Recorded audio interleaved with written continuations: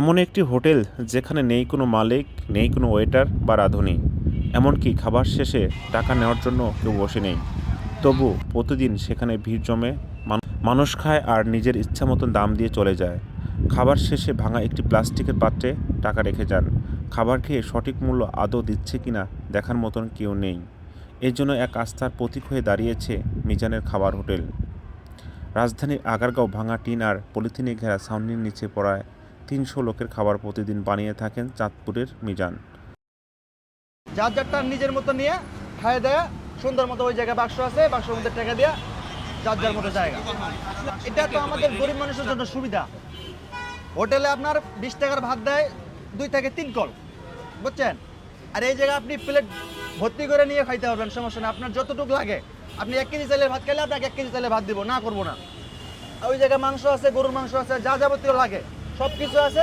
ওইখান থেকে নিয়ে যার যার মতো খায়া আবার টাকা দিয়ে, সমস্যা নেই। এই যে পানিটা খাচ্ছি না, এই যে পানিটাও ফ্রি। অন্য হোটেলে কিন্তু একটা বোতল 20 টাকা নেয়। আপনার কলা পাতা খাইতে যাবেন, টাকা লাগবে 400। আপনি যদি ভালো খাইতে যান, গরুর মাংস খাইতে যান, টাকা লাগবে 400। আর আপনি এই জায়গায় গরুর মাংস দিয়ে ভাত খাচ্ছেন, আপনার টাকা লাগবে 100। আপনার কত লাগছে বা কি কি খাচ্ছেন আপনি? আমি এই যে গরুর মাংস নিছি, আর ভাত নিছি, ঝোল নিছি, লেবু নিছিলাম, কাঁচামরিচ নিছি, খাচ্ছি। অন্য কিছু নেই না। আমার যেটা প্রয়োজন, খামাখায় ফাও খরচা করে তো লাভ নাই। আমার গরুর মাংস দিয়ে খাই, আমার পেট বড়। অথচ আমি অন্যটা নিতে যাবো কিসের জন্য? ওটা আরেকজনে খাইতে পারবে, ওটা আরেকজনে খাইতে পারবে। অনেক সুবিধা মামা, অনেক সুবিধা।